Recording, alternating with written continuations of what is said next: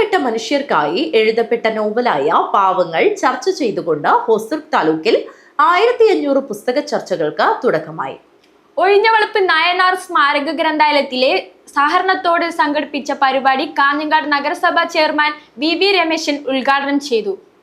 ലോകത്തിലെ എല്ലാ പാവപ്പെട്ട മനുഷ്യർക്കുമായി എഴുതപ്പെട്ട നോവലായ പാവങ്ങൾ ചർച്ച ചെയ്തുകൊണ്ട് ഹൊസൂർ താലൂക്കിൽ 1500 പുസ്തക ചർച്ചകൾക്ക് തുടക്കമായി.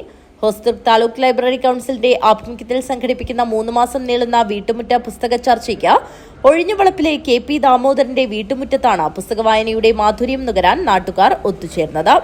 ഒഴിഞ്ഞവളപ്പ് നയനാർ സ്മാരക ഗ്രന്ഥാലയത്തിന്റെ സഹകരണത്തോടെ സംഘടിപ്പിച്ച പരിപാടി കാഞ്ഞങ്ങാട് നഗരസഭാ ചെയർമാൻ വി രമേശൻ ഉദ്ഘാടനം ചെയ്തു. ഓരോ വായനശാലയിൽ ഏതാണ്ട് ഒരു 6 പുസ്തകങ്ങൾ വെച്ച് പുസ്തക ചർച്ച എന്ന ഈ പരിപാടി ഒരുപക്ഷെ നമ്മുടെ രാജ്യത്ത് തന്നെ ഒരു അപൂർവം പരിപാടികളിൽ ഒന്നാകാനാണ് സാധ്യത. വായന ജനങ്ങളിലേക്ക് കൂടുതൽ വ്യാപിപ്പിക്കാൻ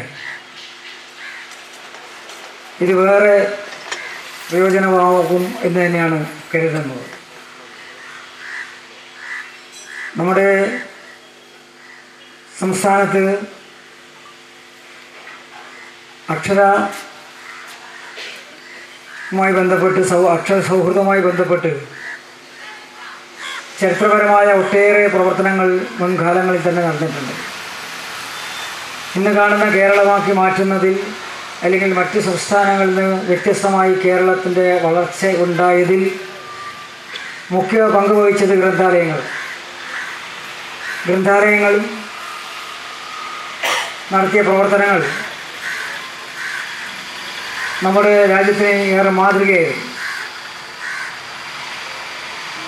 ആ പ്രവർത്തനങ്ങൾ ഇടക്കാലത്ത് നമ്മുടെ വായനയിൽ നിന്ന് കുറച്ച് പുറകോട്ട് പോയെങ്കിൽ ആ വായനാശീലം തിരിച്ചു പിടിക്കാനുള്ളൊരു ശ്രമമാണ് ഇന്ന്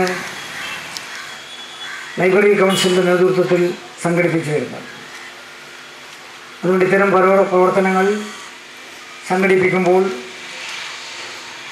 ഇത് ഇനി വരുന്ന തലമുറ വായനയോട് വലിയ താല്പര്യമുണ്ടാക്കാൻ ഏറെ ഗുണം ചെയ്യുമെന്ന് തന്നെയാണ് ഞാൻ കരുതുന്നത്. Taluk library council president Sunil Pattena അധ്യക്ഷത വഹിച്ചു. സാഹിത്യകാരൻ റഫീഖ് ഇബ്രാഹിം പാവങ്ങൾ പുസ്തകാവതരണം നടത്തി.